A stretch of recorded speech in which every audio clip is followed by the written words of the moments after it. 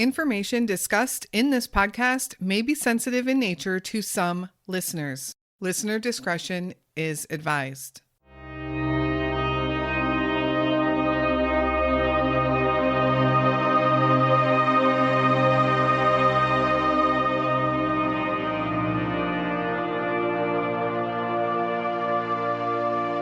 In June of 2021, 33-year-old Ranelle Rose Bennett vanished from the Navajo Nation in northwestern New Mexico.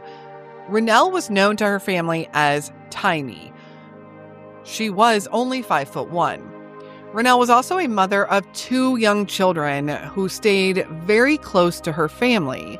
Despite her children not living with her, she had regular contact with them, which made her sudden disappearance deeply alarming to those who knew her. Ranelle was last seen near Hogback, New Mexico on June 15th. Days later, after she failed to attend her daughter's birthday celebration, certainly not like Ranelle, her family realized that something was horribly, terribly wrong. Her daughter sat looking out the window that day, texting her mom and waiting for her to show up. She never did. After a couple of days, Ranelle's mom, Rose Yazzie, tried to report her missing.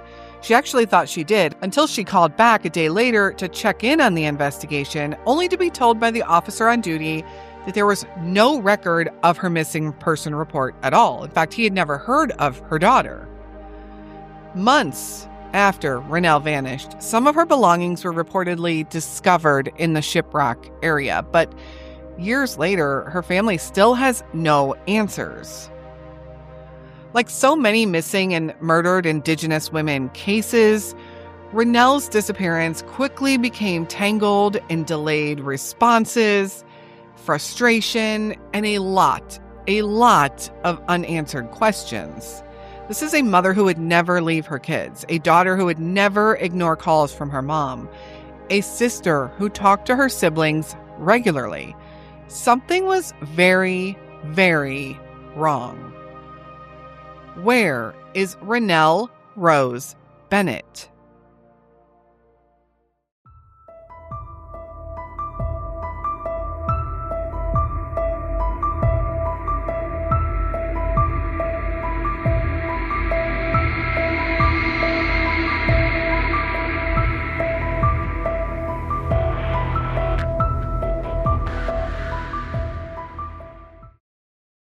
Ranelle Rose Bennett was born on May 1st, 1988, and she grew up with her family on the Navajo Nation in New Mexico. As a child, she was described as funny, happy, and those who knew her will fondly remember her laugh. Ranelle's family was also a very close family. This is pretty typical on the reservation, and her family is still close to this day. As Ranelle grew up, she enjoyed things like listening to music. She loved several different types of music at that, and she enjoyed being with her friends and hanging out with people, even if she didn't always choose the best crowds. And Ranelle was a Pittsburgh Steelers fan. By 2021, Ranelle was now 33 years old and was trying to settle her life down. She had 2 children at this point, and those kids, for whatever reason, lived with her mother. Now, the details and the reasoning behind that, we really don't know, but Ranelle's mother said that she called them every day, she talked to them every day, and she was very active in their life. Now, I know there will be a lot of judgment surrounding that detail, but I really encourage you to not dwell on that. We just simply don't know all the details. We don't know the family dynamics. We don't know what had happened in Ranelle's early adult life. What we do know is that she was a mother who everyone said loved her children and did what she felt was best for them at that time. In June of 2021, Ranelle was living in the Hogback, New Mexico area, and she was dating a new man, a man that went by the name KJ. KJ did have a criminal history to some extent, and we'll talk a little bit more about him later. Now, regardless, Ranelle stayed present with her children, her mother, and her siblings. She spoke to them daily, and she saw them regularly also. June was also a very special time for the family and Ranelle. It was her daughter's 10th birthday, and Ranelle was super excited about the upcoming party they were planning on having for her. Now, I really wish I knew more about Ranelle personally to share with you. I know that she kept her circle small and that she loved her family, most of whom still lived on the Navajo Nation in New Mexico. We know that Ranelle lived in the Hogback area and she was dating a man named KJ. But things were about to change drastically for Ranelle and for her entire family. On the morning of June 15th, 2021, Ranelle and her mother met up briefly to discuss plans for Ranelle's daughter's upcoming birthday. Her daughter was turning 10. Now, some reports state that Ranelle went to her mother's house that day, and other reports state that her mother went to Ranelle's house. But what we know for sure is that the two did meet up. They made some birthday plans. And then her mother said she saw Ranelle get into a car with some of her friends to leave. Interestingly, her mother remembers Ranelle hugging her goodbye that day, with a hug that seemed a little bit longer and a little more intense than usual. Her mother also thought Ranelle might have been crying, but she wasn't sure. Now, all of this stood out to her at the time, but even though it wasn't typical behavior, it wasn't necessarily alarming either, at least not yet. Ranelle's daughter's birthday party was going to be held in a little less than a week's time. And during that time, Ranelle's mom didn't hear from her at all. Ranelle's kids didn't hear from their mom either. Now, generally speaking, Ranelle spoke to her mom and her children every day. So every day that went by where they didn't hear from Ranelle, they were becoming increasingly worried. On June 2021, the party was held for Ranelle's daughter as planned. During the party, her daughter waited anxiously by the window for her mom to show up. She texted her mom a few times, a heartbreaking text that said something to the effect of, "Mom, it's my birthday. Did you forget? Are you coming?" But Ranelle never came. It was that day in which Ranelle's mother tried to file a missing persons report. Well, she actually thought she did at that time, but when she called back a day later to check in on it and follow up, the detective she spoke to said there was no record of it at all. In fact, he had never even heard of her daughter.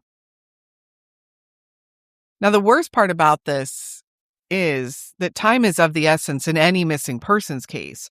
But that wouldn't be the only follow-up call that Rose Yazzie would have to make to look for her daughter. To get any action from the police, she would call a few times, each time being told that there was no missing persons report on her daughter. Now, finally, days later, an official missing person report finally made it into the system, but by now, Ranelle hadn't been heard from in almost 2 weeks. As is typical in missing adult cases, especially on the reservation lands where resources are seriously limited, a missing adult case isn't a priority. So Ranelle's family knew that they had to get out there and they had to find her. It was going to be up to them. Now, almost immediately, causing concern for everyone who knew Ranelle was her involvement with her new boyfriend and his friends. Now, as I mentioned earlier, she had recently begun dating a man by the name of KJ Johnson, and KJ had a history. Not only a history at that time, but there would be a future of crime for him as well. In July of 2021, just weeks after Ranelle vanished, KJ and 5 other people were arrested. They were charged in a slew of crimes around Shiprock, New Mexico, which included things like home invasions and auto theft. There would be a police chase in which 5 of these individuals were apprehended. This police chase took place on July 14th. But during that time, KJ escaped. He would be arrested 2 days later and booked in jail on July 16th. Now, authorities at the time, when they were investigating these crimes, wondered and thought that maybe Ranelle was also involved in these burglaries, in all of these crimes. And knowing the timeliness of her disappearance here, they had to wonder if maybe she had went on the run to escape those charges or maybe even escape testifying against KJ. But her family and friends said absolutely no way. There was nothing that would cause her to leave her children or cut contact with them completely. About 3 months after Ranelle disappeared, her family would make a frightening discovery.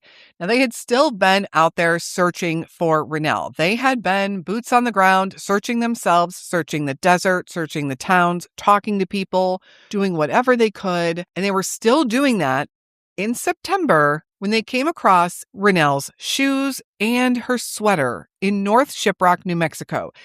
These items were found discarded basically on the side of the road, and of course they immediately called the police and turned it over as evidence. Police have never stated what, if anything, was learned from those items. I know what you're probably wondering at this point. What did KJ say about Ranelle's disappearance? Well, not much, other than stating that he had nothing to do with it. He did state that he saw Ranelle a few days after her mother had seen her, but that was it. He provided no additional clues and no information on Ranelle Bennett. Now, was this because he just didn't have any? He didn't know anything? Was he telling the truth? Or was it because he did know something and was trying to save himself? People just don't vanish into thin air, yet it seems Ranelle Bennett did. However, we know that there has to be an explanation. We know that Ranelle is out there somewhere, and we know her family is still searching for her and searching for answers. In fact, her brother, who had been living in Colorado, actually moved back down to the area to continue the search for Ranelle himself. Women and girls on the Navajo Nation specifically face disproportionate violence, including high rates of sexual assault and domestic abuse. These crimes are often unreported, and even when they are reported, the systems in place just lack any resources to do anything about them. We need to bring Ranelle home one way or another and keep her from becoming a statistic of the MMIW crisis. In the last several years, especially the last 2 years, 2025 and even now 2026, there have been more coordinated efforts at the federal, tribal, and state levels to address the missing and murdered Indigenous women, the MMIW crisis. Now, while advocates say there is still a long way to go, several major changes have already happened. The U.S. Department of Justice and the FBI expanded Operation Not Forgotten. This is a national effort focused on unresolved crimes in the tribal communities, especially cases that involve missing and murdered Indigenous women and children. As recently as this year, the DOJ announced another surge of FBI personnel and investigative resources into Indian country. The federal government has also continued work connected to Operation Lady Justice, the Not Invisible Act Commission, and they have improved coordination between tribal, state, and federal law enforcement agencies. Several states have also created a specialized emergency alert system. This is something that's very similar to the Amber Alert. However, on the reservation lands, they call it a turquoise alert. This is specifically for missing Indigenous people. New Mexico, where Ranelle is from, created the turquoise alert system in 2025. Sadly, that's 4 years after Ranelle went missing. Arizona also passed Emily's Law in 2025, which is also a turquoise alert system. Washington State was actually the first state to enact a statewide Indigenous missing persons alert system. So there have been movements made within the states to do something about this crisis. Now, another big problem in the MMIW crisis or the MMIW cases has been poor record keeping, racial misclassifications, and a lack of coordination between agencies. The databases that are used at the federal, state, local, and on the reservations don't communicate well with each other. So there have been a lot of recent efforts, which include expanding access for tribal agencies to use the federal criminal databases. There's also new law enforcement protocols for handling missing Indigenous person cases. There's better cross-agency communication requirements. And there's continued implementation of Savannah's Act, an act that I talked about in a previous episode, which was designed to improve how missing Indigenous cases are documented and investigated. So it does feel as if the problem is finally being recognized and work is being done to improve. Of course, there is still a long way to go. There is with any missing person case. And there will always be the need for constant learning and evolving and developments and improvements. We have to figure out the best ways that we can tackle this problem. But at least it finally seems that local, state, federal, and tribal agencies are finally taking notice and taking action and working together. But for the family of Ranelle Bennett, is it too little too late? She has been missing now for 5 years, and there have been very few clues, if any, as to her whereabouts. So what do you think happened to Ranelle Rose Bennett? Ranelle is described as an Indigenous Native woman standing 5'1" and weighing around 125 pounds when she was last seen in June of 2021. She was 33 years old at that time. Her nickname is Tiny, and she has black hair and brown eyes. She was last known to be in the Shiprock, New Mexico area. If you have any information on the whereabouts of Ranelle Rose Bennett, please contact the Navajo Nation Police Department, Shiprock District at 505-368-1350 or the Bureau of Indian Affairs at 505-563-3600. Thank you so much for listening to Ranelle's story today. Let's get her brought home to the family that loves her and needs her, and her children that have now been 5 years without their mother. Let's also keep working to bring awareness to Ranelle's story and to the story of all of the missing Native women of this country, which, statistically speaking, is far, far too many. Also, a huge thank you for being a supporter of the show, either on Patreon or as a subscriber. Your support means so much, and it really, truly does help keep us going.